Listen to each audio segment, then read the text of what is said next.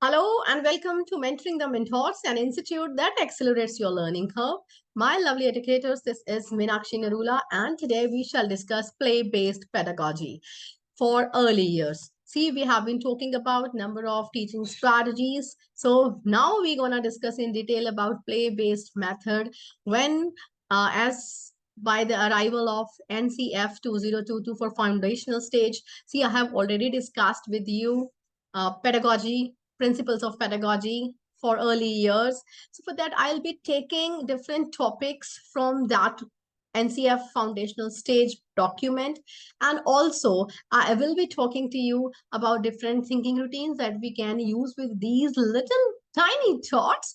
So my lovely educators, so without further ado, let's quickly begin with play-based learning so that we will enrich ourselves with the various strategies catering to different ages, different learning styles of the different learners.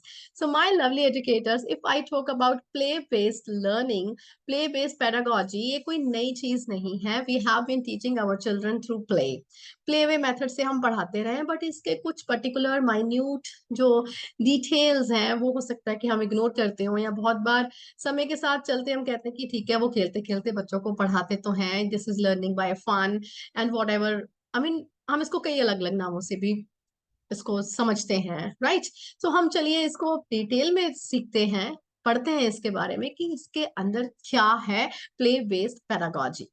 जैसा कि नाम से ही clear है, play based learning. So play based learning एक ऐसा approach है to teaching and learning in which children with the support from skilled practitioners they develop knowledge and skills through actively taking part in play. Play base का ये नहीं कि बच्चों के इस तरफ हमने साइड में कुछ खिलौने रख दिए, उनके साथ खेल रहे हैं, या कुछ भी उनको एक गेम में इन्वॉल्व कर दिया and then learning on their own. But यहाँ पर ये बहुत जरूरी एक लाइन आप देखिए, with support of skilled practitioners. अगर आप एक एक्सपर्ट प्रैक्टिशनर हैं, आप स्किल्ड टीचर हैं, मेंटोर हैं, फैसिलिटेटर हैं, आपको पता है कि किस गेम में, किस खेल में बच्चों को इन्वॉल्व करके किस तरीके से उसकी जो स्किल बिल्डिंग करनी है, that is very very important.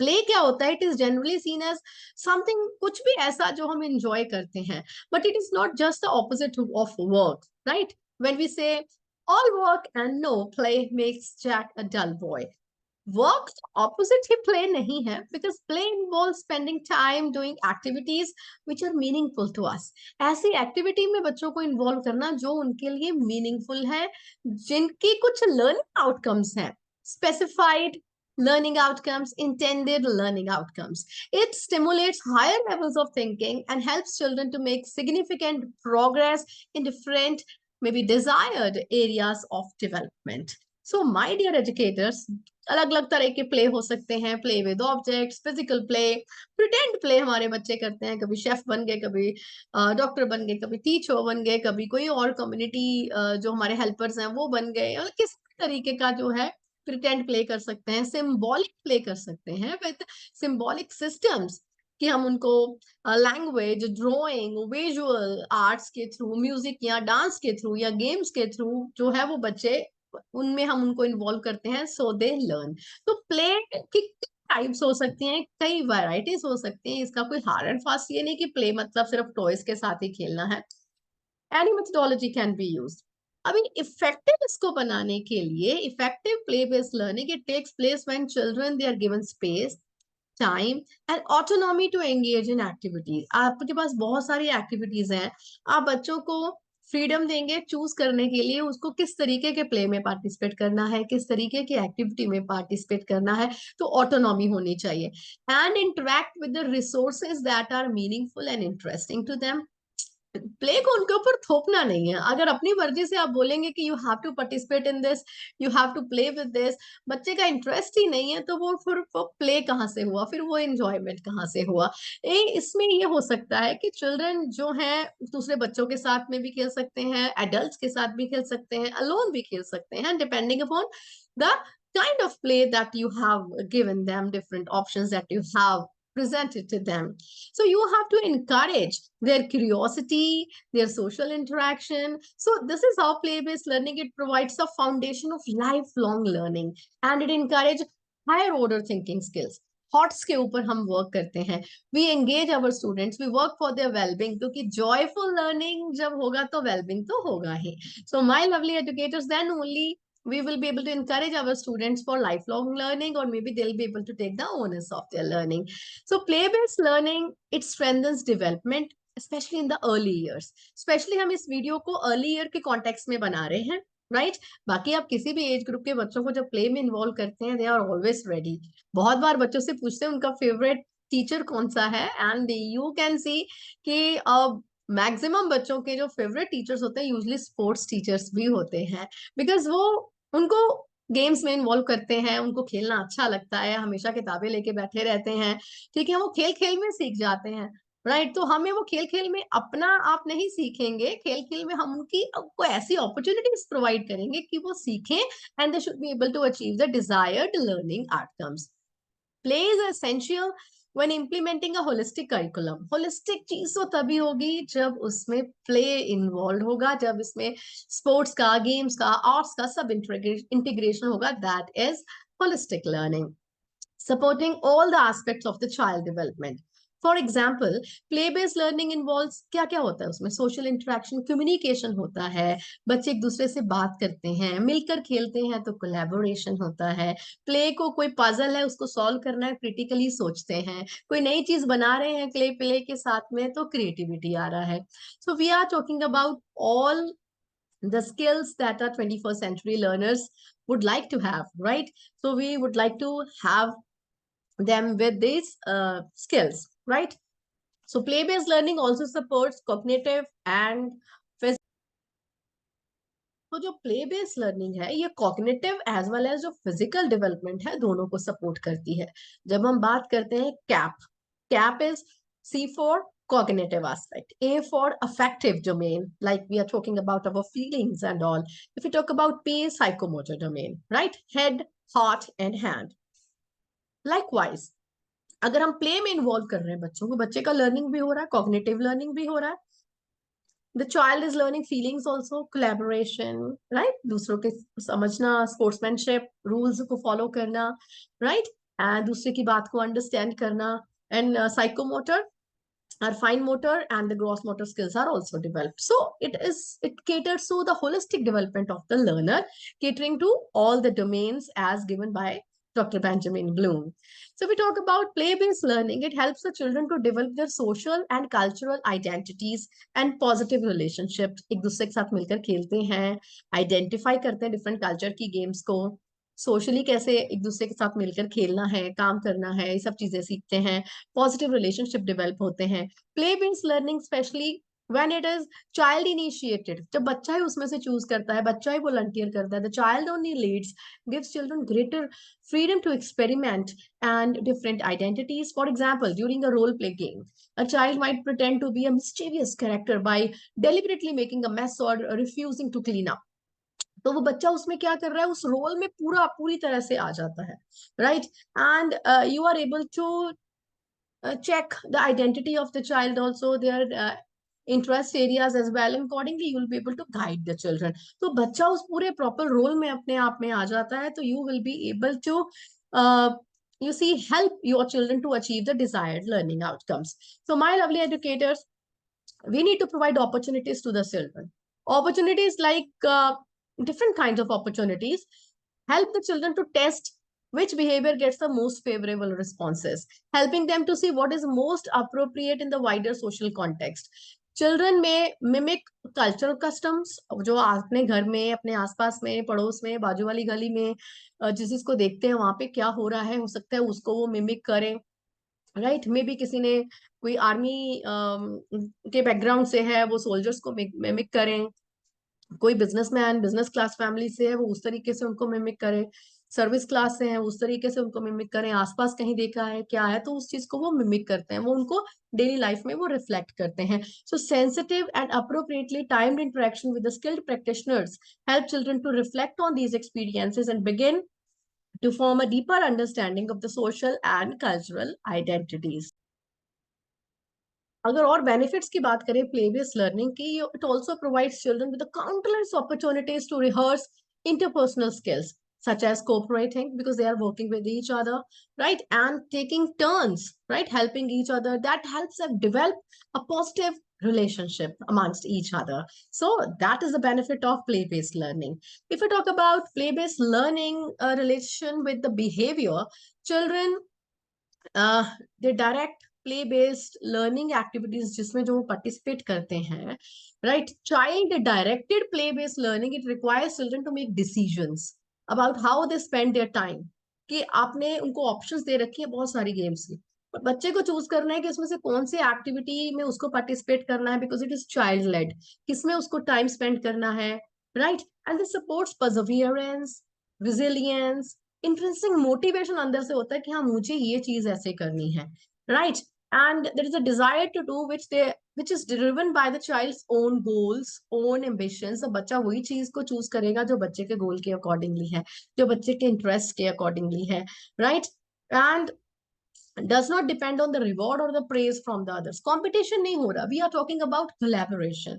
जब कोलैबोरेशन की बात कर रहे हैं तो हम रिवॉर्ड सिस्टम की बात नहीं कर रहे, हम यहाँ पे प्ले की बात कर रहे हैं, खेलने की बात कर रहे हैं। कोई टेस्ट नहीं है, कोई एग्जाम नहीं है। So a good example of this can be seen in a study which 4 or 6 year old were able to more consistently focused or attention when they were pretending to be a superhero।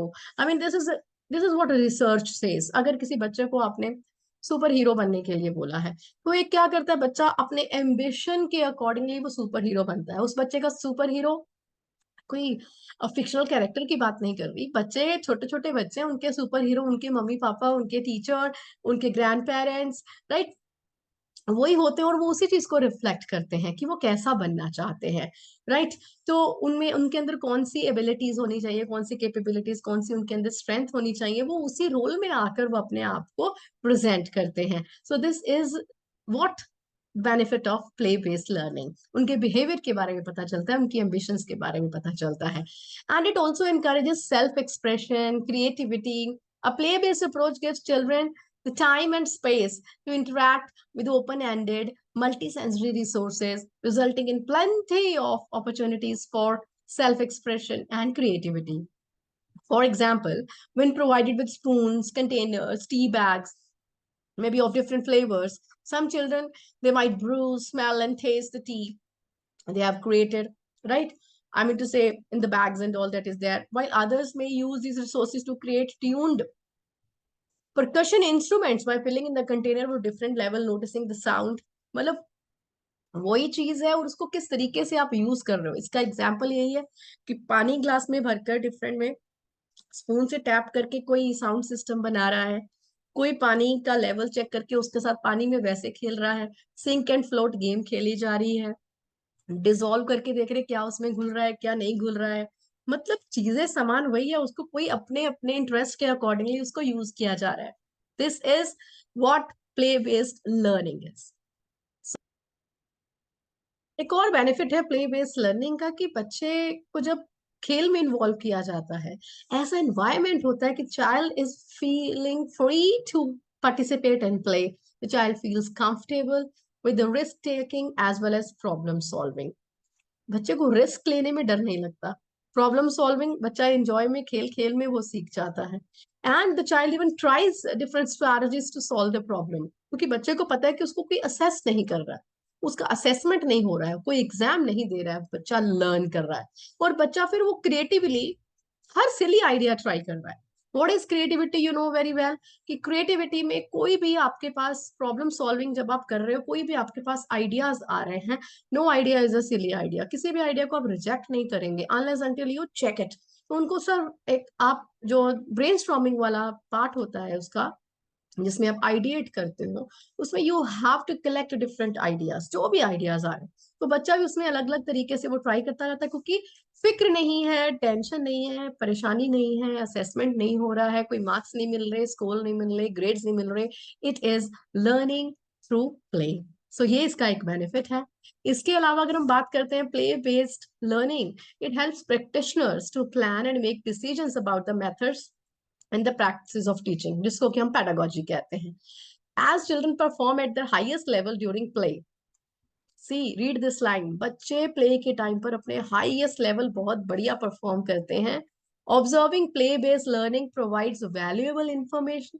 अगर आप इस चीज को observe करते हो अपने बच्चों को खेल में इन्वॉल्व करते हुए, you will be able to make your anecdotes on which you can base decisions about learning experiences. You will make possible by making changes to the learning environment.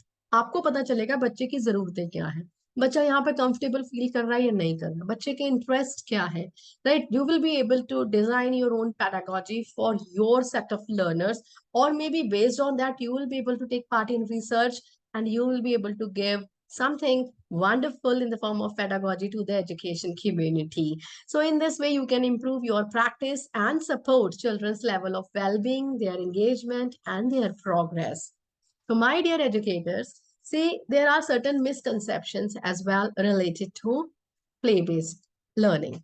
Misconception, जैसे मैंने शुरू में भी आपको पहले ही बोला था, बहुत बार तो एक मिसकंसेप्शन यही रहती है, सोचा जाता है कि शायद प्ले बेस में टीचर का कोई रोल नहीं है। ठीक है, जब भी हम बात करते हैं लर्निंग थ्रू प्ले, शायद हमारे सीनियर्स ये सोचते हैं कि टीचर को अपने आप फ्री रहना है, इसलिए बच्चों को प्ले में लगा दिया गया है। Actually it is not like that. There is no role for early years practitioner in child initiated play and play based learning. ये सबसे बड़ी मिसकंसेप्शन है, हमारे मन की जो धारणाएं बनाई होती हैं बिना बेस के, वो है। And children, they develop their knowledge and skills in the most meaningful way by following their own interest and fascination. Through play, children have the space and time to make connections in their learning, and they try out and refine their thoughts and ideas. Instead of directing learning, effective practitioners act as coaches. आपको एक ऐसा coach की तरह, एक mentor, एक facilitator की तरह act करना है। क्या करना है आपको? मॉडल करना है, रीइंफोर्स करना है, उनकी लर्निंग को एक्सटेंड करना है, वो जो सीख रहे हैं उनकी लर्निंग को स्टेप बाय स्टेप चैलेंज करना है, चिल्ड्रन लर्निंग को एट अप्रोप्रिएट टाइम, ताकि वो अपनी लर्निंग आउटकम्स को अचीव कर पाए। ये जो कोचिंग है, जिसको हम स्टेप फोल्डिंग कहते हैं, जिसको मेंटरिंग कहते हैं, कि स्लोली एंड ग्रेजुअली आप अपना जो जो सपोर्ट बच्चे को प्रोवाइड कर रहे हो, उसको थोड़ा थोड़ा स्लोली एंड ग्रेजुअली कम करते चले जा रहे हो as a child is reaching towards the ladder of success. अपने गोल की तरफ जब वो बढ़ता चला जा रहा है, तो हमारी जो कोचिंग है, इसके फोल्डिंग है, एक तो उसकी क्वांटिटी बदली जा रही है, कि उसकी क्वालिटी भी बदली जा रही है, उसका टाइप भी बदला जा रहा है, कि हमें क्या क्या उसको प्रोवाइड करना है। हेल्प नहीं प्रोवाइड कर रहे, we are supporting and we are scaffolding the child. It also allows you to encourage creative and critical thinking, problem solving, exploration and investigation in our children. तो देखिए, रोल है कि नहीं टीचर का यहाँ पर। अब बच्चे सिर्फ टॉयज के साथ खेल नहीं रहे हैं, आपको चूज करना है बच्चे को किस तरीके के टॉयज के साथ खेलना है, कैसे खेलना है, लर्निंग आउटकम कैसे अचीव करेगा, वो क्या सीख रहा है, उसको चैलेंज कैसे कर रहे हो। This is your role, right? तो ये सिर्फ खेलना, खेल के चले जाना नहीं है, इस लर्निंग आउटकम ओरिएंटेड लर्निंग है ये। And all of this helps children to develop self-regulation, metacognition, which will shape their future success as an adult. To get this most out of playful learning, anytime the children spend doing more formal, adult-led activities should be short, purposeful, multisensory, and playful. देखिए, ये जो चार word यहाँ पे use हुए हैं, कि जो एक्टिविटीज हैं, इसमें हमने क्या करना है, प्लेफुल लर्निंग से अगर हम ज्यादा से ज्यादा फायदा लेना चाहते हैं, तो क्या करना है? जो बच्चे हैं वो फॉर्मल जो प्ले है उसमें पार्टिसिपेट करें। एडल्ट लेड, आप लीड कीजिए उनको, आप मॉडल कीजिए उनको कि किस तरीके से उनको गेम खेलनी है, इसमें पार्टिसिपेट करना है। आप उनके लिए सिलेक्ट करिए बहुत सारी एक्टिविटीज, जिसमें कि वो पिक एंड चूज कर पाए अपने इंटरेस्ट के अकॉर्डिंगली। जैसे हम बच्चों के लिए लर्निंग स्टाइल के अकॉर्डिंगली क्लास में डिफरेंट एक्टिविटीज बड़े बच्चों के लिए भी प्लान करते हैं। और वो ज्यादा लंबी नहीं होनी चाहिए, क्योंकि बच्चे इतना वेट नहीं कर सकते हैं कि कब वो एक्टिविटी खत्म हुए, कब उनकी लर्निंग आउटकम रिफ्लेक्ट हुए। वो थोड़ी शॉर्ट और क्रिस्प होनी चाहिए, पर्पसफुल होनी चाहिए, ऑब्जेक्टिव होगा तभी उसको करने का फायदा है। एंड उसकी मल्टी सेंसरी, सारी की सारी मैक्सिमम सेंसेस उसकी इन्वॉल्व होनी चाहिए। बच्चा उसमें देख रहा है, डिफरेंट कलर्स हैं उसमें, स्मेल, उसमें अगर ऐसी कुछ एक्टिविटी है, the child is involve in that. बच्चा उसमें बोल भी रहा है कुछ, राइट? तो सुन रहा है, म्यूजिक है उसमें, हाथों से कुछ कर रहा है, तो मैक्सिमम सेंसेस जिसमें इन्वॉल्व होंगी, ऐसी एक्टिविटी होनी चाहिए। तभी तो बच्चे का जो लर्निंग है वो जॉयफुल और प्लेफुल होगा। इसके अलावा और कौन सी मिसकंसेप्शन है? Young children come into early year setting with many different needs. It is not possible to meet each child's individual needs using play based learning. ये एक मिसकंसेप्शन है। हम सोचते हैं बच्चे अपने अपने अलग अलग बैकग्राउंड से आते हैं, उनके इंटरेस्ट अलग हैं। हर एक बच्चे को प्ले बेस्ड लर्निंग शायद पसंद नहीं आता है या उसके इंटरेस्ट के अकॉर्डिंगली नहीं हो सकता। एक मिसकंसेप्शन है, तो इसके बारे में और डिस्कस कर रहे हैं। Good quality continuous provision encourages extended play. It depends on your the quality of play that you are providing to your children. वो पर्पसफुल है कि नहीं। ऐसे ही कुछ खिलौने लाके रख दिए हैं जिसका कोई पर्पस नहीं है, तो ऑब्वियसली बच्चों की अटेंशन को अट्रैक्ट नहीं कर सकते। आजकल के बच्चे जो है क्रिटिकली सोचते हैं, राइट। एंड हम भी if I go to my childhood में भी हम उस तरीके से नहीं सोचा करते थे। हमारे पास उतने रिसोर्सेस नहीं थे शायद, जो भी था। बट आजकल उनकी जो थिंकिंग है वो बहुत वाइड है। वो कहते हैं कि 21st सेंचुरी के लर्नर को पढ़ाने के लिए हमें उनके लेवल तक या उसके बियॉन्ड करके कुछ पहुंचना पड़ेगा, तभी हम उनके अटेंशन को ग्रैब कर पाएंगे। As children play, you have countless opportunities to nurture and challenge individual children according to their level of development. आपको उनको चैलेंज, उनकी लर्निंग को चैलेंज करने के लिए ऐसी कुछ स्ट्रैटेजीज अपनानी पड़ेंगी। And the resources that you provide support this. For example, you might provide, हम अलग अलग साइज की उनको बॉल दे सकते हैं, पेंसिल दे सकते हैं, या मतलब जो भी हम प्रोवाइड कर रहे हैं उनकी फिजिकल नीड्स के accordingly, right. And varying the level of scaffolding you offer is also a useful method of responding to the needs of all children. I already told you कि हर एक बच्चे की अगर नीड्स अलग है, हो सकता है शुरू में छोटा बच्चा है, आप उसको ज्यादा हेल्प कर रहे हो, you are providing more scaffolding. कोई एक एज ग्रुप का बच्चा आपके पास अगर सिमिलर का भी है, इवन देन हो सकता है कि उसको आपकी स्कैफोल्डिंग की कम जरूरत है, वो ऑलरेडी अपनी एज से थोड़ा ज्यादा मेच्योरली उस चीज को हैंडल कर रहा है। You may decide to lead an activity with a small group who have similar abilities or provide one-to-one support to make sure children they can actively take part in something they find challenging. Although you should encourage independent child initiated investigation, you have an important role to play in making learning experiences inclusive and accessible to everyone. तो this is very clear कि अगर आप छोटे group के साथ बच्चों के साथ भी खेल रहे हो, उसमें अलग अलग नीड्स के बच्चे हैं, आपको देखना है कि आपको किस बच्चे को ज्यादा स्कैफोल्डिंग, ज्यादा सपोर्ट जो है वो प्रोवाइड करने की जरूरत है। तो अकॉर्डिंगली आप थोड़ा वैरायटी ऑफ, वो जो पेंसिल और बॉल का जो एग्जाम्पल है उसका मतलब ये है कि अगर बच्चे उस चीज के साथ खेल रहे हैं, आप डिफरेंट साइजेस उसके अकॉर्डिंगली लेकर आ सकते हैं, ठीक है, बच्चों के इंटरेस्ट के accordingly. And if I follow a child initiated play-based learning approach, the children will misbehave and it will be a chaos. ये भी एक मिसकंसेप्शन है कि अगर हम प्ले में इन्वॉल्व करते हैं तो बच्चे जो हैं वो मिसबिहेव करते हैं। Firstly, make sure you create positive relationship with the children. अगर हमारा बच्चों के साथ पॉजिटिव रिलेशनशिप है, बच्चों को हम इनकरेज कर रहे हैं एक्टिवली पार्टिसिपेट करने के लिए, and they are sharing their own ideas also, right, and they know they are special, they know they are being understood by the teacher, they know that they are being respected, why will they misbehave? Why will they misbehave if you will understand their needs, if you scaffold them accordingly? Positive nurturing relationship between practitioners, I mean practitioners कौन है? Teachers, हम लोग, and children create feelings of security and belongingness. बच्चे को security चाहिए, belongingness चाहिए, प्यार चाहिए, थोड़ा समय चाहिए, थोड़ी सपोर्ट चाहिए। एक स्माइलिंग फेस के साथ जाएंगे, बच्चे अपने आप ही खुश हो जाते हैं। When children feel safe, when they feel supported, they experience, I mean, that level of well-being, which in turn leads to confidence, resilience, and perseverance. So this is how we have to deal with this type of misconception. Children's capacity for successful learning limitless hoti hai when nurtured by adults who truly support the belief that anything is possible. ये सोचना पड़ता है, anything is possible. And your belief in children as successful learners will be reflected in their confidence in themselves as scientists, mathematicians, engineers, authors, musicians, and what's not, whatever they want to be. आपको उनमें faith करना पड़ेगा कि अगर एक बच्चा बोले कि मुझे ये बनना है, I want to be a scientist, I want to be a musician, I want to be a teacher, I want to be a singer. अगर बच्चा ठीक है अच्छे से गा नहीं पा रहा है, the child is saying I want to be a singer, उसको discourage थोड़ा ना करेंगे. You have to have faith in his or her abilities. This is very important. And if we talk about like environment, you need to create a rich and inviting environment that has a wide range of open-ended resources. The environment needs to be ordered, organized, well managed, and you need to encourage the children to help set up it, maintain it, and it is useful to introduce resources to children and show possible ways of using them. कि ये resources हैं, इनको अलग अलग तरीके से कैसे use कर सकते हैं, आपको मॉडल करके दिखाना है बच्चों को. Agreeing with the children how and where you keep the resources will also encourage pride and responsibility. ये नहीं कि वो बिखेर के चले जाएंगे सब, जब उनको रिस्पॉन्सिबल बनाएंगे, उनको एक रिस्पॉन्सिबिलिटी देंगे कि ऐसा करना है, उनको encourage करेंगे, उनको मोटिवेट करेंगे, this is how they will be able to feel secure and supported. And my dear educators, और भी misconception है, learning happens in the classroom, outdoor play is just for fun. This is the misconception. बहुत बार हम सोचते हैं कि बाहर तो बच्चा बस खेल के आ जाता है, लर्निंग तो सिर्फ चार दीवारी में होती है टेबल चेयर पर बैठकर. Opportunities to learn outdoor are essential to the children.